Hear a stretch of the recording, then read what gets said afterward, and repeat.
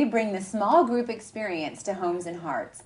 I'm Jamie Shaver, and this is my co-host, Julie Van Gorp. And with us today, we have Kate, Deetra, and Angie. And we are going to be talking about how we can keeping the holidays holy days. What is it that we do that really keeps that central focus on Christ as we celebrate holidays with our family? So first, let's start with Thanksgiving. What are some things that you ladies do that really help Thanksgiving be that Christian holiday? And I guess even Jamie, before you get into that, do y'all think that Thanksgiving is a Christian holiday? Because I think that's a question some people even have. So I've always thought of it as a Christian holiday. There's such But weren't you taught that they were about the Indians? That's a lie. That is a lie. The first Thanksgiving. I went to public school. Well, let me teach you. The Pilgrims barely survived that winter. I mean, many of them died, and they were so thankful then, and they had this great feast thanking God, not the Indians, but they thanked God for their provisions, and they invited the Indians to join them. So they were not thanking Indians, and that is like the biggest lie that is told out there. And they take religion out of school, so they take that part out of teaching our children. The essence, the heart of it. What it is. Yeah, they're taking the truth. Yeah. They're taking the truth out of it. That is exactly right. Mm-hmm. Yeah. So yes, Thanksgiving is a Christian holiday. They were thanking God. So. How about you? Were you raised to believe that Thanksgiving was a Christian holiday, Deetra? Yeah, most definitely. And it was always the time where you give thanks. Yeah. We all went around the table and gave thanks, what we were thankful for. Well, and I think the thing is, people may still be giving thanks. The question is, to whom are they giving the thanks? Right. And that's really the essence. So we wanted to get that cleared up because we recognized, and we've heard from some people who even thought, to express Thanksgiving isn't even Christian. Why would you even include that? So we thought that's an important thing. It's just kind of down to football games and going shopping and. Don't even get me started on that. Well, the Pilgrims themselves are so godly. I mean, they loved the Lord. That's why they came to our country to begin with. I mean, and even to know, in fact, that's something we would recommend that you do is just do a word search, get some books about what the Puritans and the Pilgrims and really what they were all about, and it'll just really be an eye opener, especially if, frankly, you've been probably born in the last 30 or 40 years where this hasn't been taught in our school system. And now we just shop on Thanksgiving. That's right. And it's getting earlier and earlier, Jamie. I personally don't do that, but it makes me so angry every year for like the last 5 years, it seems, especially, that they just keep opening the store a little earlier and a little earlier and a little earlier. And I just want to pray, and I would ask that you would join us in prayer too for all of those companies that are feeling the pressure to take what is a Christian holiday and just make it into something completely worldly. Well, you think about the people that are working. I think the people think, we're going to go out and have some fun. It's a great tradition. But somebody has to be there to open those stores and work those stores. So it's and can't we take one day off? I mean, 1 or 2 days, 3 days off a year where we're not going and, bowing at the foot of materialism there. But I see that again as a distraction, just like removing the truth from our textbooks. It's a distraction by the enemy to keep us, and he's always again wanting to divide us from one another, but most of all to divide us from our relationship with God. And Thanksgiving is such an awesome holiday for us to get our eyes fixed on the one to whom we should give thanks. So what are some things that you do in your homes, either your family of origin or your current homes, to make sure that you are keeping the center of your Thanksgiving on God Himself? Well, first of all, we make sure we don't call it Turkey Day. Yeah. Which is something that I notice it kind of sneaks up on you if you're not really paying attention. Oh, that's kind of cute, Turkey Day.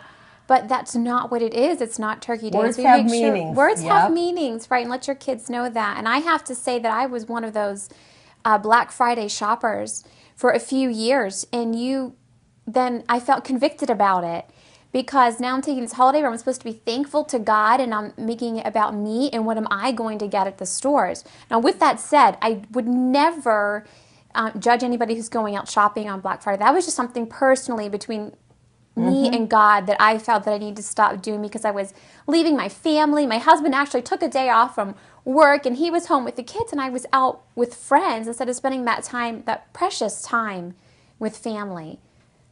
I'm sure. Have you enjoyed that? Has that changed things for you, Angie, as you look at that and as you're...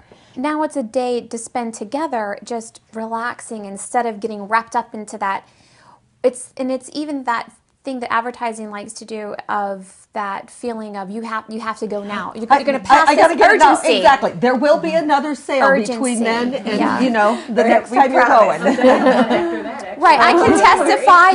There are no outstanding sales happening on Black Friday because I checked for a few years, and they're not happening. And you don't have to be anxious on Thursday waiting to get out there on Friday, and you can actually enjoy that time. So one thing that we hear is not to call it Turkey Day. What are some other things that you do in your home?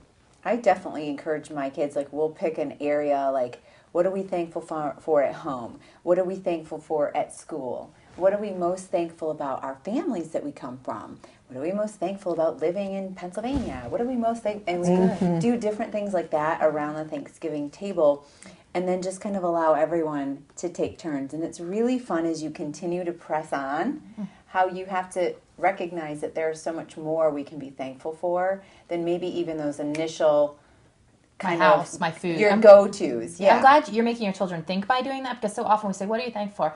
My house, my mom, my food. Yeah. Okay, we have a way in our house, Kate, of how we've avoided that. And I have 4 children, so there are always the 6 of us, and we would usually either be with another family, so there was at least 10. This year we're going to have 19, so it'll really be fun. But we go around the Thanksgiving table, and first I always read what the true meaning is, just because, again, we don't want to forget about that, and it's that repetition. But we always have, starting from the youngest person till the oldest person, they go consecutively, where they name 3 things for which they're thankful, and the next person has to come up with 3 different things. So it gets harder and more challenging, the older you are. But if we can't come up with 3 things that haven't already been said, there's a real problem with us. Yeah. And just kind of what you were saying, I'm thankful I don't have that problem. But I will tell you, some of our most, it'll just make me cry, but some of our most moving family times have been around that Thanksgiving table, is to see. And again, we're edifying and affirming, because obviously usually you're thanking for God, but you're thanking for one another, or memories that were made, or things that you just haven't even thought to articulate. And when you're asked that, you're kind of reviewing, and we do it in the particularly like for the last year, but you're just being mindful. And where God says over and over and over in Scripture, remember. Why? Because He knows we're so prone to forget, that it causes us to be cognizant of those things and say, all right, I want you to be thankful for it. Julie, when we were talking about doing this show, even, you came across something I'd love for you to read on Thanksgiving. Well, I think, again, and where Kate had talked about that a lot of people don't recognize, that was the Pilgrims, and that was in the 1621 was when their first festival, and it was a 3-day festival. But a lot of people don't recognize then George Washington, who, we all look at not only as the first president, but in many ways the founding father of all the founding fathers. And he was the first one in 1789 who declared Thanksgiving as a holiday, and it was very important to him that, again, it was giving thanks to God. And then there was a woman, and she spent over 30 years, because that holiday had been there for whatever states decided to, but she wanted it to be solidified as a national holiday. So she worked 30 years, and I think about that as such a lesson for all of us of the difference one person can make. And she finally got President Lincoln. She talked to all these different presidents over 30 years. And in 1863, he was the one that made a proclamation about Thanksgiving. So if people go, where did this come from? And I want just to hear this. No human counsel hath devised, nor hath any mortal hand worked out these great things. And he was referencing what was going on in the nation. They are the gracious gifts of the Most High God, who, while dealing with us in anger for our sins, hath nevertheless remembered mercy. It seemed to be fit and proper they should be solemnly, reverently, and gratefully acknowledged as with one heart and one voice by the whole American people. And I think for us to understand, when America was a great nation, we were very much known as a godly nation, and had a president who wasn't afraid to acknowledge it was all by divine providence of a holy God. So now I want to kind of move on to Christmas. And, what do you guys think about how you can create and make that more about Christ than it is about Santa Claus.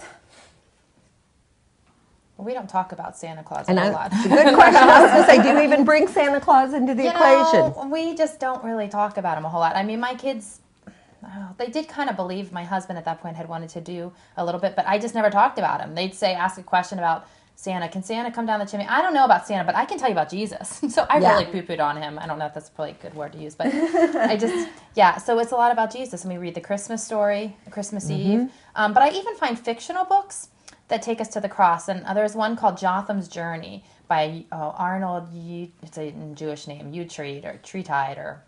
We'll make sure to get it for the website. But it's a beautiful book taken back in the biblical times. And this boy is on this journey. He had disobeyed his parents. Long story short, he goes through all these trials and tribulations, but ends up at the manger at the end of the story. And it's a beautiful story, but it focuses the kids back on that time and back on Jesus' birth. And and have you always done that, Kate, for your kids? And what are the age ranges of your children? 14 to 3. It's not really for a 3-year-old. It's more for the elementary, middle school years. But there's a trilogy. There's 3 of them. And there's even an Easter one. And I can't remember the name of that one as well right now. But beautiful books. So again, it just keeps that focus, on the true meaning of Christmas. And serving. That's another great thing. Serving, finding opportunities to serve in the community. So it's not all about you at that time. Does your family do that, or do you do that in conjunction with your church or any other group? Within our church, we do Operation Christmas Child, which is a wonderful program. So that's great. And each of my kids do a shoebox. But we also make gingerbread houses and take them to a nursing home.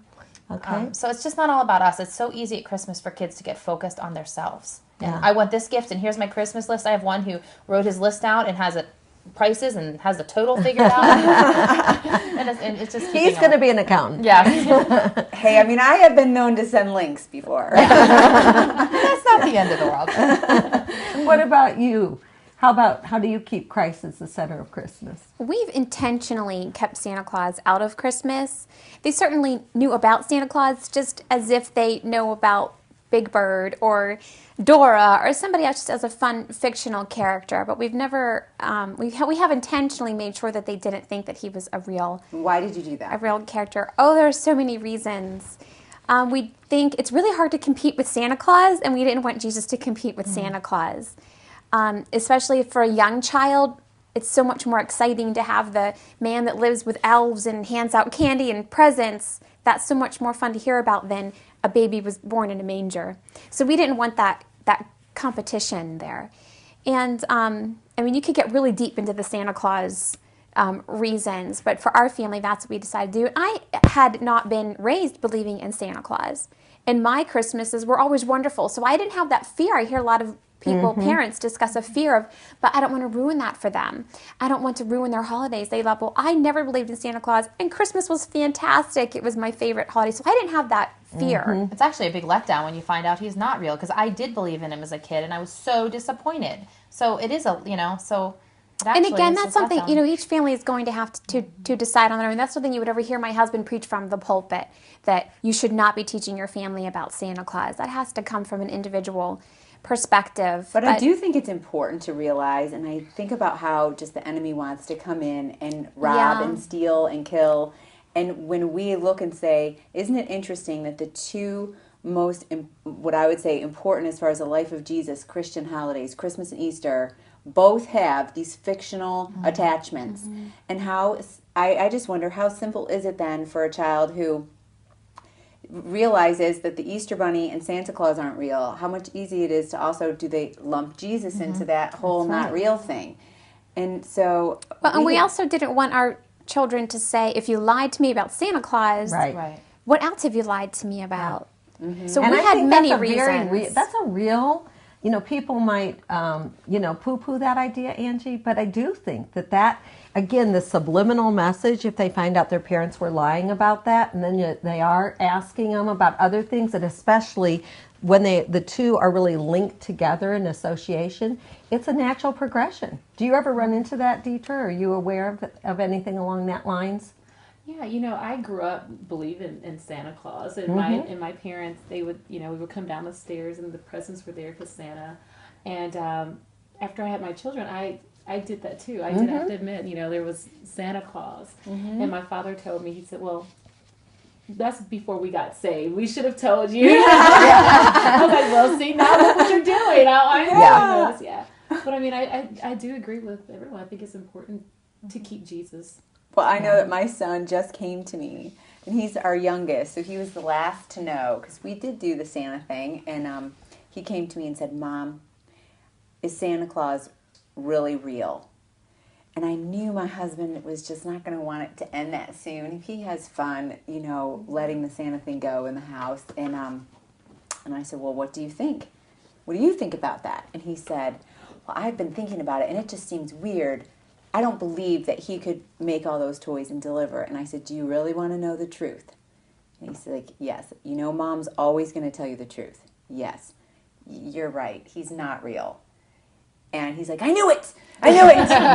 But it was definitely, I feel like, I wish I had known sooner what I realize now. Because, again, when we started all those traditions, I wasn't saved either. And it wasn't a big deal. But looking now and going, I definitely never want my kids to ever think of me as a liar, or that I would intentionally do it just because it's so cute when they believe. Yeah, I told my kids the same thing. The first time they asked, I don't care if they're 3 or 4, I say, yes. Is Santa real? No. Like, you ask me, I tell you. And actually, my one son found out doing a Bible study, we were doing a Bible study, one of the questions was, have you ever believed in something to find out it was not real? My one son goes, Santa Claus. And my other son goes, oh. Yeah. And that was, I was like, yeah, like, yeah, that's true. No, I just don't want to string them along. The danger of that is then your child is the whistleblower. They love to go around and tell everybody, oh, you believe in Santa Claus? Well, they're not even real. So then I had to really prep my kids. Like, if you tell that kid that Santa Claus is not real, you let their mother tell them that. I mean, and don't lie. You just say, when they come to you, go ask your mommy. Right. Somebody says to you, is Santa Claus real? You just say, go ask your mommy, because they just felt like they had the power, the knowledge, that power of knowledge there. You sound like such a great mom, Angie. I think I want to go back and live in your house. She is a great mom. Yeah. You're all great moms. That's why we invited you on the show.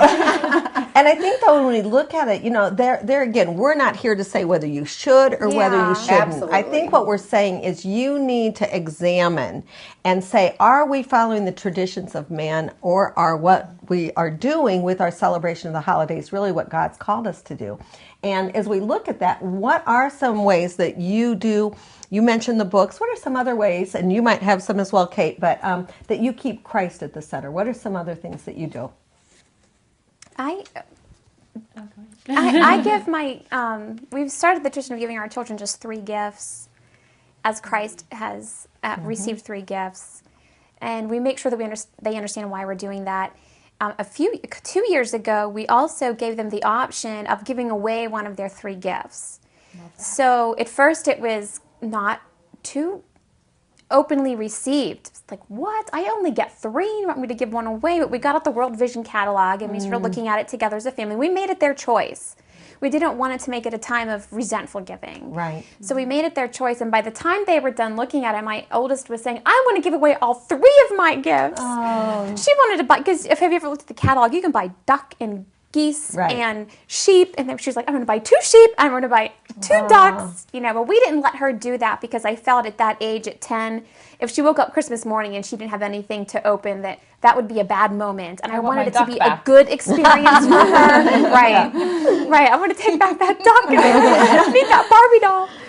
So that was something, and that was a great year that we did that. Just letting them have that blessing of giving away. You only get 3 gifts, and you give 1 away. That was really good. And what for are them. the ages, Angie? Just remind of what your children's right ages now I have are. 7, 10, and almost 13.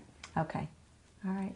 So it's just interesting to see, but planting that seed when they're young, that it's not about them, and it's about Jesus, but it's also about us.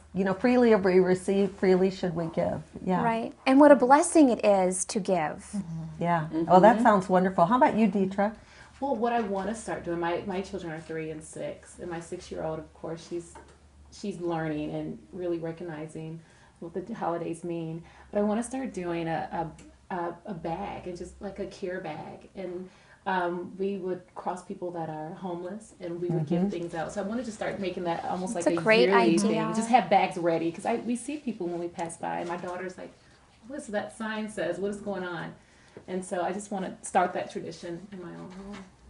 One like of the greatest memories in our family, and I know I'm speaking for all of them because we've talked about it, is that there have been a couple different Christmases, and we did it on Christmas Eve. We went to church. I think, obviously, to me, going to church is so critical to keep Christ in the center of Christmas there, and not just staying home to be looking at what you're doing as far as getting the meal preparation and making it all about that. But what we would do is go down to the bridges I'm from the Atlanta area, and we would go after Christmas Eve service, and we went and we would feed the people and give them hot chocolate and pray with them. I mean, just pray with them. And that was what a gift prayer is. Oh, it was just so exciting I can still see it, where we're huddled around this, trash can that had things burning for them to keep warm because it was still very cold. And for all of us to understand. But we've worked with packing food for homeless shelters. We've adopted families before. Samaritan's Purse obviously is another great way for us to really be I enjoy just keeping getting that Bible focus out and reading the Christmas story Yes. straight out of God's Word, and creating a tradition around that can be such a beautiful thing. Right. Before we open presents, we do that. Yeah. Well, and I think another thing that, what you'd mentioned, Angie, is that cutting back on gifts. I think, and you talked about that with the stories, but this is a great way too, because people might say, well, how else can we make it come alive, is to read about angels. Find out when the angels came to the shepherds who were, in their flocks by night. Let's find out more about the shepherds at that time, what or they had the been angels, like. or What would you have done? Yes, put them in the story themselves, or the magi, and find out who were those magi. What would it have been like to have just looked at a star? What kind of faith would it taken? And doing a Christmas play can also be an important thing. We do that at our church. I was going to mention that one. Mm-hmm. Yeah, and godly you can do it Christmas play. Yeah, and with your size family or mine, Kate, you could even sometimes do it where it's you and a couple families. If your church doesn't do it, where you just come, anything to make it more real to the kids, I think, and keep the focus off of the materialism that's there. There's another great book that just came to mind, and you guys might have read it. It's The Worst Christmas Pageant Ever. Have you guys read that book? Yes. It's actually a cute book because they're looking for this great, wonderful Christmas pageant, and you get these really rough kids coming along and joining the play, and it just turns out to be it's not necessarily a Christian book, I don't think, but it really has a great message. Yes. Well, and one other thing that Christmas caroling can be such a great thing, and that again is somewhat of a lost and dying, thing. Do you mean actually going door to door? We still have gone door to door, but we also go to nursing homes, and we have taken, and we would be like in a small group, and the small group of some other couples and families, and as a group we would go to the nursing homes and do the Christmas caroling, and again and we were singing Christian Christmas songs, so that we were keeping the real emphasis again on what it's all about. Our church has done that, taking the children over to the nursing home. That's awesome. The residents just love it. That's right.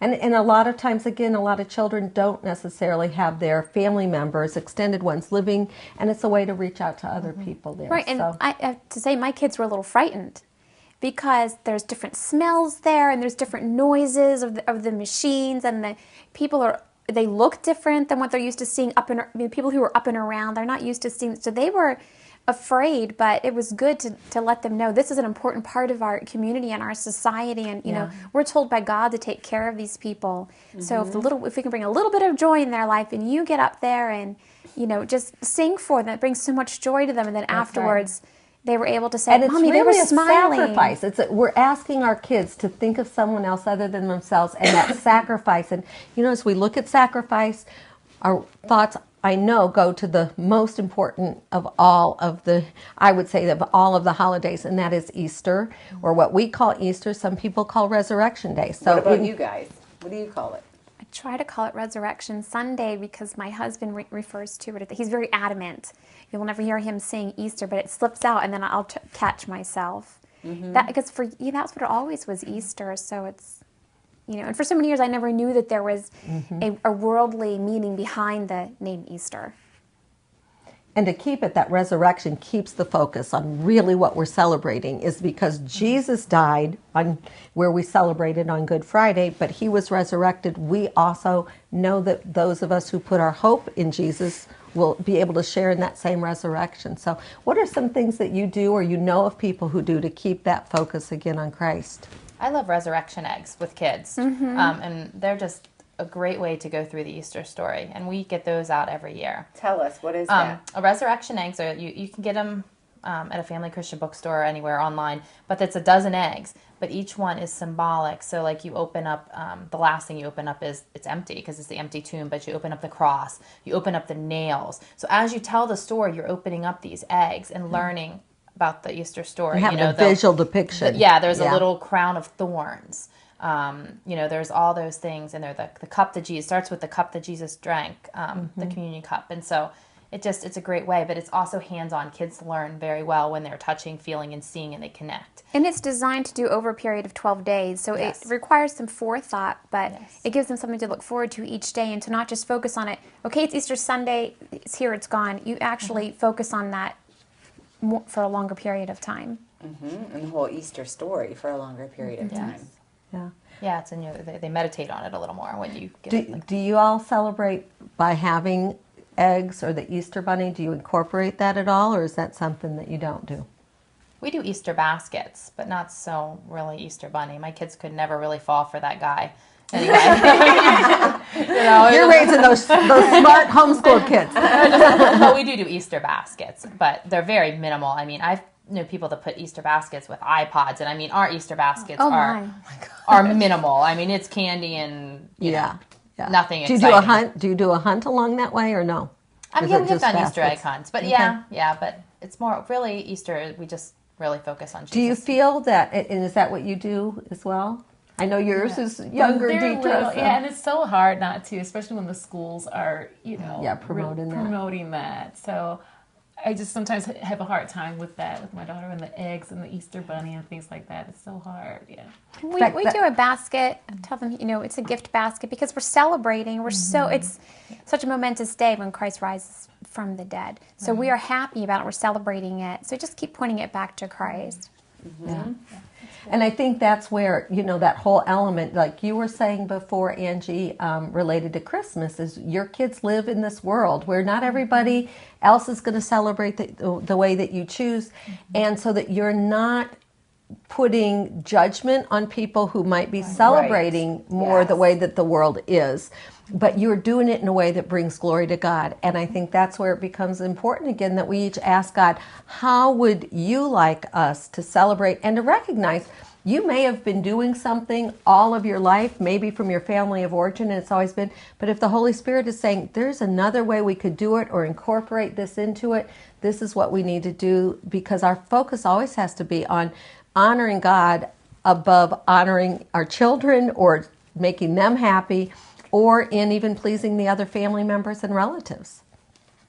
Thank you for joining us on True View, where we challenge and equip women to live authentic Christian lives. We encourage you to check in with us on our Facebook page as well as our website. I'm Jamie. And I'm Julie. And together we're committed to truth.